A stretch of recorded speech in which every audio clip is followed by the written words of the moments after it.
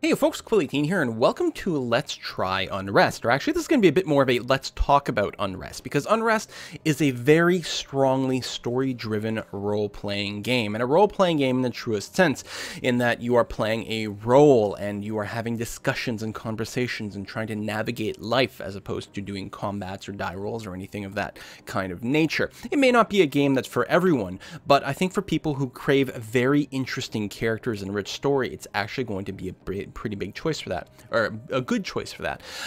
It is a very low budget game with relatively simple art and relatively simple music and sound effects, but I was really quite taken with this. As I've played through part of it, I have not finished the game yet, because I actually think this might be a really good one to play with my wife, so I don't want to spoil myself on too much of it, but so far I'm in love with the different characters. So it's quite novel in that you're going to be playing as about a half dozen different characters throughout the course of the game. Basically, each mini chapter, you kind of switch from one character to another. You play someone who starts off, the very first person you start off as is a princess, but then things happen. Then you move on to, yeah, I don't want to say too much, but you play as a priest, you play as a mercenary, you play as a young girl betrothed, a peasant girl betrothed to be married, and so on and so forth. And every step of the way, you can actually make a really incredible number of decisions based on what you say in conversation, what choices you make in the conversation itself, but then sort of greater choices overall.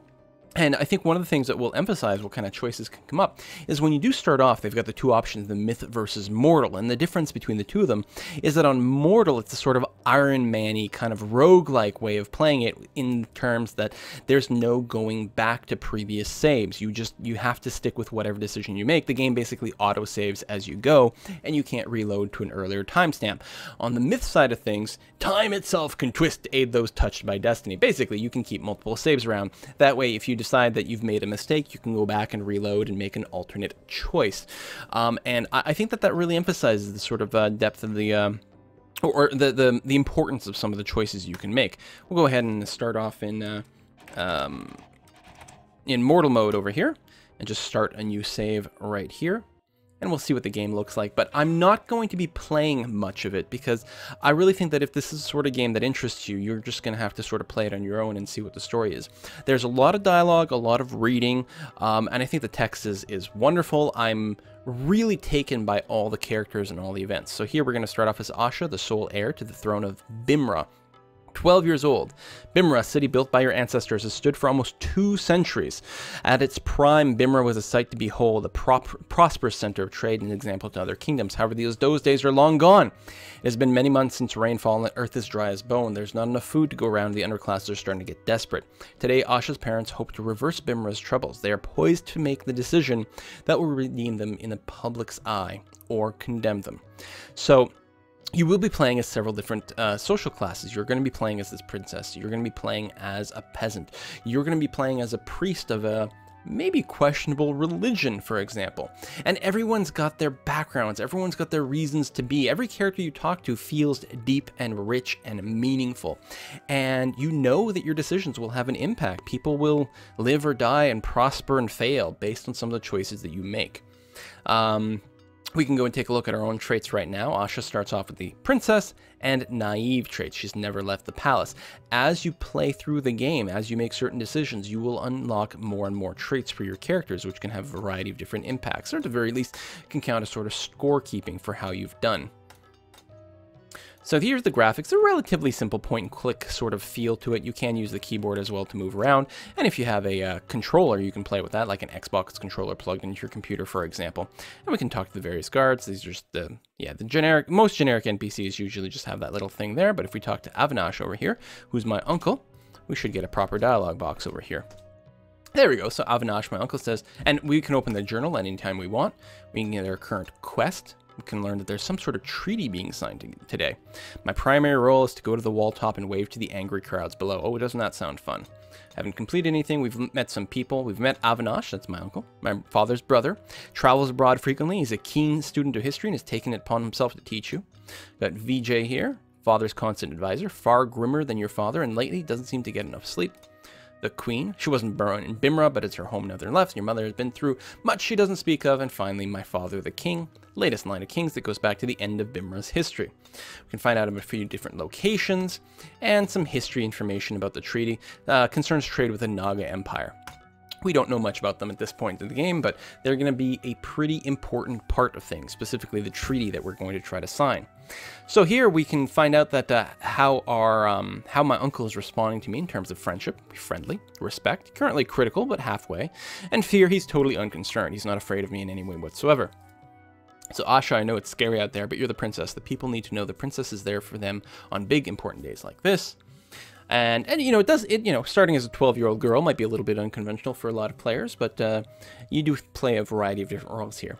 So you've got a variety of responses, and what's interesting is there's not only the response text itself, but you also get a little descriptor of what these types of responses are more or less going to be, and it's going to depend. Every conversation and every character is going to have a different set of characteristics, basically, they're sort of working with. So I can put on a brave face, I can be surly, the people don't want to see me, every time they do, they yell, I don't like them. Or I can be rebellious. Can I be there for them in here? That's, say, my parents, I believe. Or can't we just have the treaty signed in here? So let's say I'm going to take the brave front over here. And occasionally as you make different choices, these meters here will change, sometimes quite dramatically. I had one character go from friendly to like hostile, for example, based on certain responses that I put in later in the game. And it dramatically changed my options at that stage in the game. So I know you have. I understand the mobs aren't your parents' fault, right? Or you understand the mobs aren't your parents' fault. Your parents can't control the droughts or the famines. They can't give homes to everyone in the slums. I think even the mobs understand that deep down. Later on, we're going to be playing as a peasant, which makes this sort of response quite a bit, like, ironic. Because you're going to get a very different point of view on things. Everyone tracks like it's our fault. We can be bitter. We can be critical. But they're signing a treaty. People don't like the treaty, so isn't that their fault? And our understanding. No, I know Mama and Papa already explained everything. So let's be critical here and see what comes up.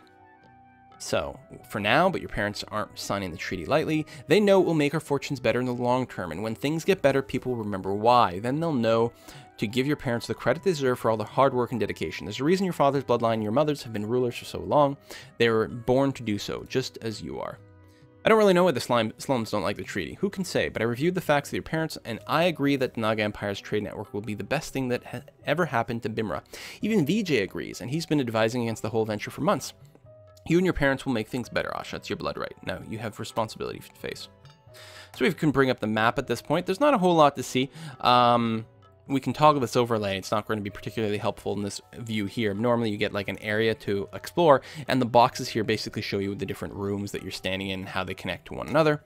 Our traits are unchanged, and so on and so forth. Let's wander around. We got a few bucks here. We've got a soldier statuette, an ivory elephant, Naga grammar guide. Their tongue is unintuitive, but to an applied intellect, it is very possible to learn and even speak. We've got a crown, and a pretty bangle as well. So yeah, we can keep wandering around, we can find some more people to talk to, and eventually we will, have the right discussions and progress the story enough that it will move on to the next chapter. And I don't want to advance the story too much because it's going to be kind of spoilery. There you are, the ambassador will be here soon, you won't have time to go out and greet them, but these soldiers will protect you while you address the mobs outside. Nothing formal, just wave and tell them we care about them. If they know we're listening, they won't be quite as angry.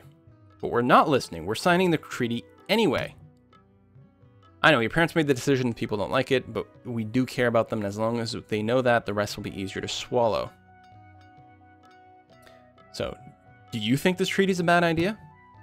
It's a complicated question. I do think the treaty is a good idea, but I think that it can help Bimra a lot. But I'm also afraid that we're not going to use the treaty as well as we could, and I think that's part of why people don't like it. And they are afraid of the Naga, and that's another part. I just wish your parents would take the people's reaction more to heart. Don't stray from the guards, and when the ambassadors do arrive, you can show them the greeting you learned in their language. I bet they'll be very impressed. You want them to be impressed, don't we? We can continue to be critical if we want, or we can start to give in, one way or another. Nobody really explains anything to me. Even you don't. So now that the respect has actually gone up, we were critical enough times that he's starting to really respect me for, questioning this, I suppose. But I promise you this, if you keep your eyes open and you watch things very carefully, you will learn lessons today that you will never forget. I wonder if that's a bit foreshadowing. Anyway, that's it. I know it's a short video, and you know, to a lot of people at a glance, it's not going to be, you know, the greatest game ever, but I really have fallen in love with this game, and I really want to make sure to make a quick little video to talk about it.